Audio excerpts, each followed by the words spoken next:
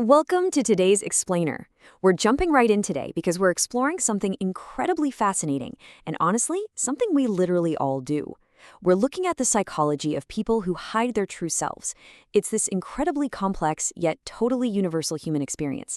Navigating the world while keeping certain parts of who we are completely concealed.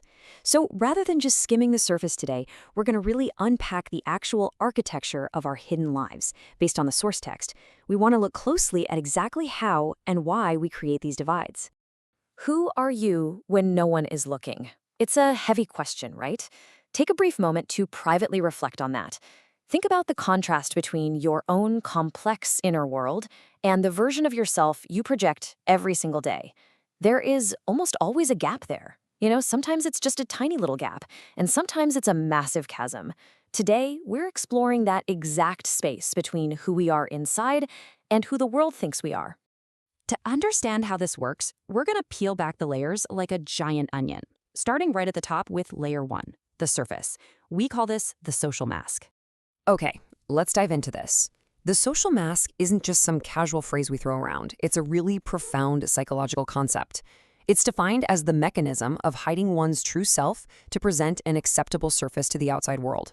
I want you to notice that word right there, mechanism, because it's a functional, active tool. It's literally a piece of psychological equipment that we deploy to make absolutely sure the surface we're presenting is deemed acceptable by our peers, our colleagues, and society at large. We are actively burying the true self just to ensure the surface self survives the day. Let's move to layer 2 and see how this builds. This is the interaction, where the mask manifests through surface-level responses. And this brilliantly illustrates the divide. Just look at the stark contrast here. On one hand, we have what we say, those polite, polished, surface-level responses. And on the other, what we actually feel. Think about the last time you told someone, "Oh, I'm doing great," while internally you were feeling totally stressed, overwhelmed, or maybe just completely indifferent. That active choice to hide your raw emotion, that is the social mask at work. It creates this perfect mirror effect between the text we're studying and our actual lived experiences. We are actively choosing a polite fiction to completely bypass our internal reality. But why do we actually do this? Well, peeling back to layer 3, the threat, we find the core reason. We rely on these surface-level responses specifically to avoid emotional vulnerability. Vulnerability is incredibly risky.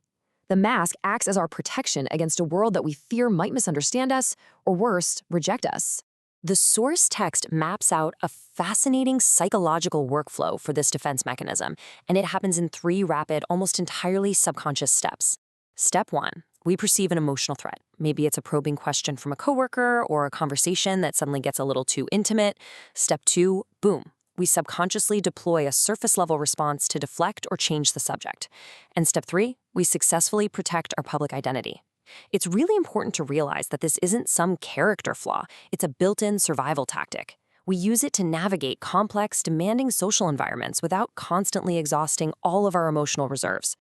Which naturally brings us to layer 4, the goal. And that goal is protecting our public identity. Every single deflection and surface-level response we give is in service of this exact mission. Now, what's really interesting about this is the sheer effort involved.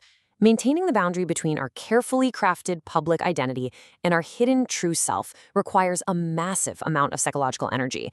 Think about it.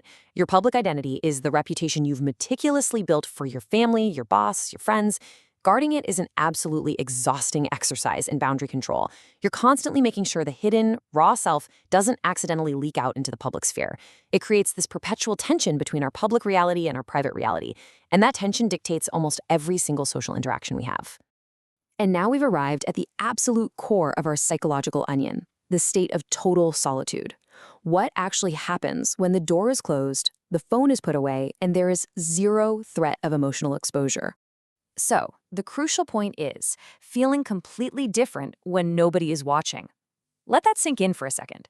When the audience is finally gone and the need to protect your public identity vanishes, the true self rushes right back to the surface. Honestly, it can be a quiet shock to realize who we really are in total isolation. The sheer contrast between the projected image and our solitary reality is the ultimate proof of just how heavy that social mask truly is. Which leaves us with this final, provocative thought. If we spend our entire lives perfecting and protecting our projected image, at what point does the social mask actually become our true self? If you wear a mask long enough, does it eventually mold to your face? Where does the mask end, and where do you begin? Think about that as you go about your day. Thanks for joining me for this explainer, and keep exploring your inner world.